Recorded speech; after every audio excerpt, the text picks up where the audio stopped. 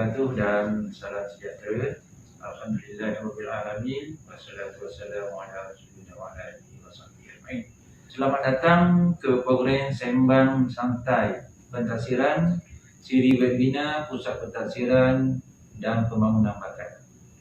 Sesi Sembang Santai hari ini akan membicarakan tentang fungsi dan peranan Pusat Pentadsiran dan Pembangunan Bakat di IAB dalam memberi kefahaman kepada tuan-puan tentang pentadsiran. Jadi bersama kita hari ini dua orang individu yang secara langsung terlibat dalam pentadsiran. Tamu kita yang pertama saya kenalkan, di sebelah kanan saya Yang Berusaha Dr. Tazimah binti Panucik, dan tetamu kita yang kedua Puan Nur Azimah binti Abdul Aziz. Untuk makluman tuan-tuan, kedua mereka ini adalah dari Jabatan Pentadsiran untuk Trainer di bawah Pusat Pentadsiran dan Pembangunan Bakat. Saya Kamaluddin bin Abdul selaku moderator mengucapkan terima kasih sekali lagi kepada dua tetamu kita hari ini. Bagaimana yang tuan-puan lihat di portal IAB, Pusat Pentadsiran dan Pembangunan Bakat merupakan salah satu daripada 9 pusat yang wujud di IAB, dan rasanya tuan-puan ingin mengetahui dengan lebih lanjut apakah sebenarnya kerja buat pentadsiran di IAB. Jadi untuk itu, sebagai pembuka bicara, saya ingin menunjukkan soalan yang pertama kepada Yang Berusaha Dr. Tazimah. Secara umumnya lah, apakah maksud pentadsiran dalam konteks peranan IAB ni sebagai pusat latihan kepimpinan di TBM? Sila Dr. Terima kasih Cik Kem. Kita tahu IAB adalah pusat latihan bagi khusus calon pengetua dan guru besar yang mengeluarkan dan juga turut mengeluarkan sijil MPQL. Tambahan lagi, IAB juga diberi mandat sebagai badan pentaulihan bagi trainer dan coach dalam bidang kepimpinan dan pengurusan pendidikan di program masa trainer yang menyediakan proses bagi pensijilan tersebut. Oleh itu, seharusnya selari dengan dua peranan ini, pentadsiran menjadi perkara yang penting dalam urusan pensijilan tersebut. Di IAB, peranan pensyarah dimanifestasikan dalam dua bentuk, iaitu mereka ditaksir dan juga mereka mentaksir. Program masa trainer akan membawa kepada pentaksiran para pensyarah, memandangkan setiap pensyarah mesti mendapatkan sertifat trainer dan sertifat coach. Pada masa yang sama juga, para pensyarah akan mentaksir peserta bagi program MPQL. Oleh itu, kompetensi pentaksiran akhirnya perlu dipunyai oleh semua pensyarah di IAB. Pentaksiran ialah proses membuat penghakiman atau pertimbangan profesional melalui pengukuran dan juga penghasilan skor bagi memberikan penilaian tahap akan sesuatu subjek berdasarkan maklumat yang dikumpul. Jadi Encik Kem, di IAB semua pensyarah diberi latihan tentang pentaksiran mengikut prosedur yang ditetapkan. Tambahan lagi, pada setiap tahun penataran pentaksiran memang dilaksanakan kepada para pensyarah bagi memastikan ketekalan kepada pentaksiran yang dijalankan. Okey, terima kasih Dr. Tazimah. Puan Nur Azimah, sebagai pegawai yang terlibat secara langsung dalam pentadsiran ini, apakah asas kepada pentadsiran yang dilaksanakan di IAB? Okey, Cik Kem. Di IAB, pentadsiran yang kita laksanakan adalah pentadsiran yang berasaskan bukti ataupun evidence yang merujuk kepada tingkah laku, hasil kerja dan perkara spesifik yang perlu diperlihatkan oleh calon yang ditaksir.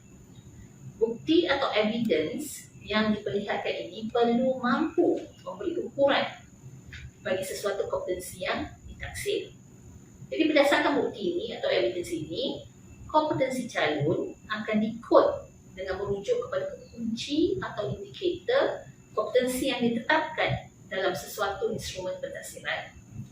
Jadi bukti dan evidence yang ditunjukkan ini perlu jelas tahap yang dipamerkan Dan sebelum penentuan skor dibuat, jadi penentuan skor pula perlu merujuk kepada garis panduan JKM, dan dia berpegang pada standard yang telah ditetapkan juga. Jadi JKM bukan semudah itu skor bagi pentadsiran DIB ini diberikan. Jadi setiap skor itu perlu disokong dengan proses yang saya jelaskan tadi. Jadi oleh itu, bagi memastikan pentadsiran DIB ini berkualiti dan mengikut proses yang ditetapkan, semua yang terlibat dalam pentadsiran perlu mematuhi prinsip pentadsiran secara eksplisit dan bersandarkan kepada kompetensi dan etika pentadbir serta standard pentadsiran yang telah digariskan. Pentadsiran DIB ini adalah berdasarkan pada bukti atau evidence kan? Okey, boleh Puan jelaskan lagi tak peraturan ataupun rule of thumb bagi bukti atau evidence? Boleh. Jadi seperti yang saya katakan tadi JKM, jadi evidence ni perlu disemak, perlu diteliti sebelum kita boleh menentukan sesuatu pertimbangan atau menetapkan sesuatu skor bagi kompetensi calon yang ditaksir. Jadi evidence ni perlu mempunyai peraturan tertentu ataupun kita panggil rules of thumb. Jadi peraturan pertama JKM adalah evidence seharusnya boleh dipercayai. Jadi apa itu boleh dipercayai JKM? Ia merujuk kepada siapa yang menyediakan evidence tersebut dan daripada mana evidence tersebut diperoleh. Jadi kita perlu pastikan bahawa ianya autentik. Evidence yang diserahkan oleh calon ini adalah autentik yang dibuat sendiri oleh calon tersebut. Jadi kedua-kedua perkara yang saya katakan tadi merupakan antara faktor yang perlu diambil kira apabila semasa menyimak dan meneliti evidence yang diberikan. Jadi rules of thumb yang kedua adalah evidence seharusnya mempunyai kesahan. Jadi apa pula mempunyai kesahan? Dia ialah merujuk kepada evidence tersebut mestilah boleh mengukur perkara yang hendak diukur, dan dia perlu mewakili perkara yang hendak diukur tersebut.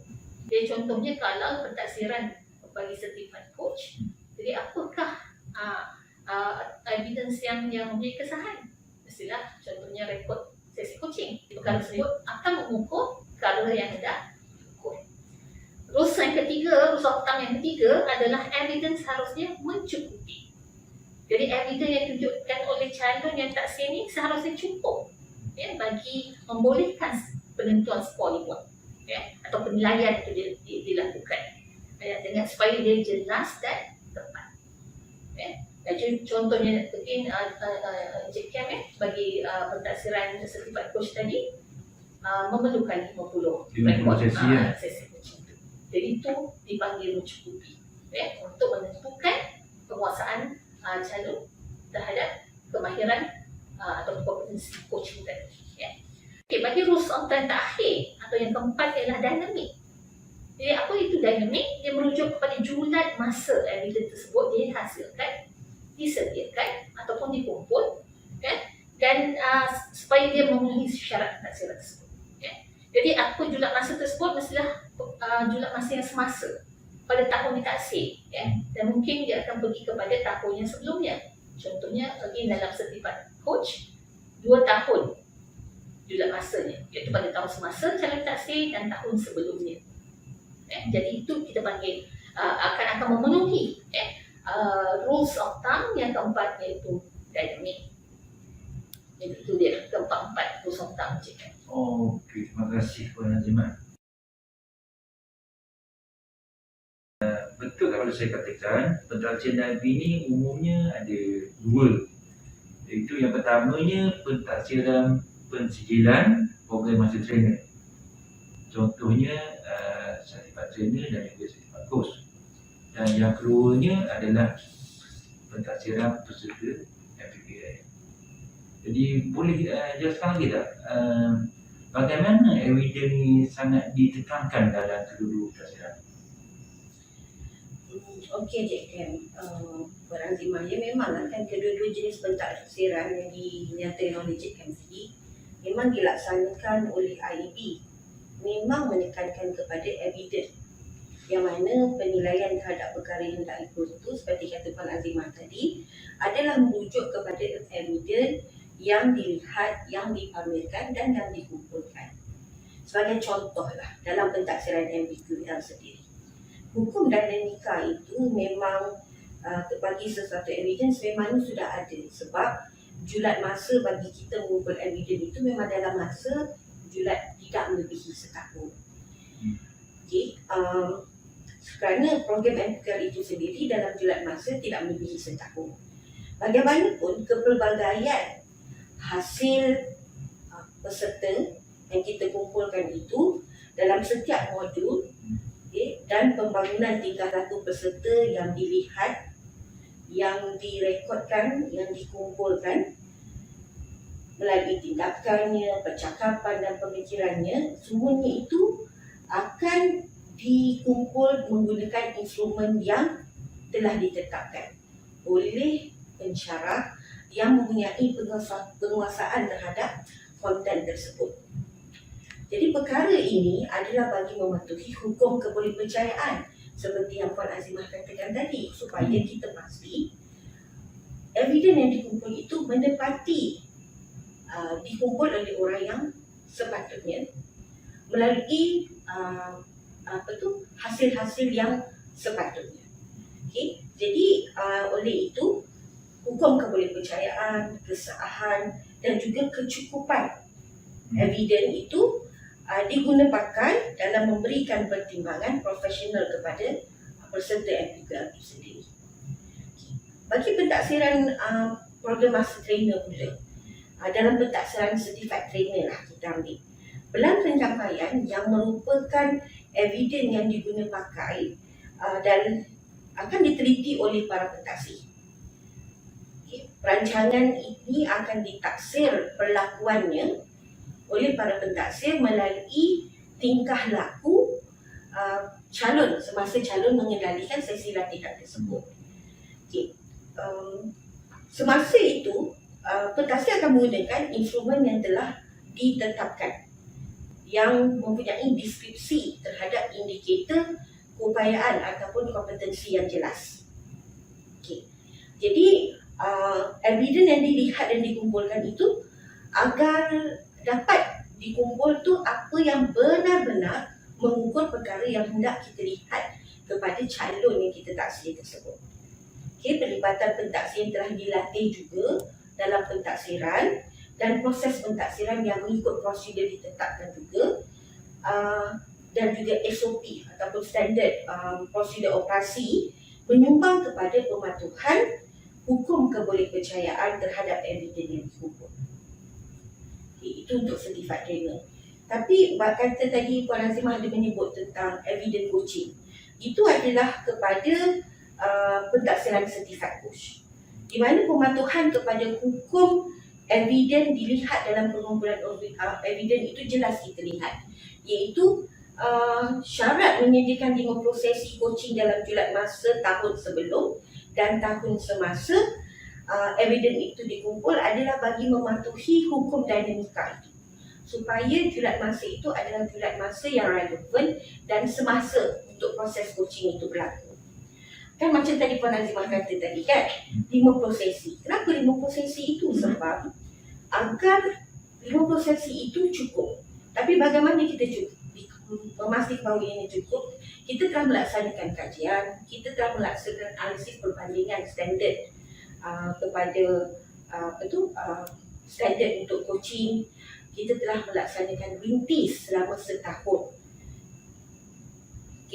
pemerhatian dan sebagainya sebelum pengesahan kepada dokumen kualiti, menunjukkan bahawa 50 sesi coaching itu adalah mencukupi dan juga membolehkan calon mengalami praktis coaching itu sendiri, dan juga membolehkan calon mempamerkan ataupun menguasai kemahiran mengendalikan sesi coaching itu. Namun begitu, dalam 2 tahun kebelakangan inilah, disebabkan oleh pandemik COVID kan, Puan Azimah, kita telah meluiskan, iaitu daripada julat masa 2 tahun itu, kita panjangkan sedikit, tetapi masih lagi mematuhi lah hukum dinamika itu, iaitu tidak melebihi 3 tahun. 3 tahun.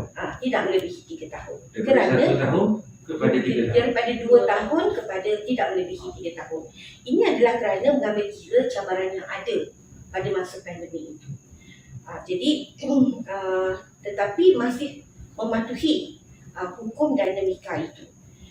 Pertimbangan ini kalau dikatakan dia ada sebagai reasonable consideration, perlu ada dalam pentaksiran, di mana pertimbangan ini adalah berasaskan kepada prinsip pentaksiran itu sendiri, iaitu flexibility bagi membolehkan prinsip pentaksiran yang menekankan kepada keadilan itu dipatuhi. Begitulah. Saya jelaskan lagi lah. Soalan terakhir lah ni kira-kira untuk sembang kita. Apa sebenarnya peranan dan penjawat sebagai pentaksi dalam pentaksi program masa training? Dalam program masa trainer ni kita melibatkan pentaksiran certified trainer, certified coach dan juga certified master trainer, certified master coach. Puan Azimah kami bersama dalam jabatan yang sama, memang kita menguruskan perkara inilah. Jadi peranan pentaksi dalam pentaksiran program master trainer ini adalah 2. 1, melaksanakan pentaksiran itu mengikut standard prosedur operasi yang telah ditetapkan. Dan kedua, memberi rumusan kepada penilaian hasil pentaksiran itu berasaskan evidence.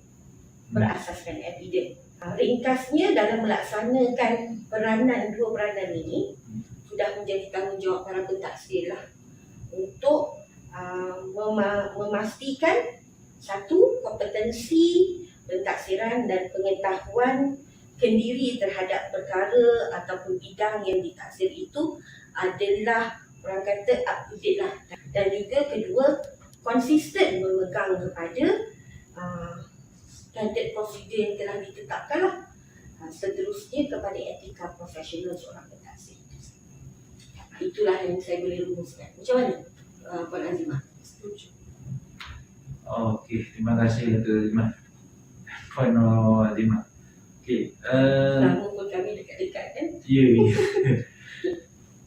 Saya mengucapkan dukungan terima kasih kepada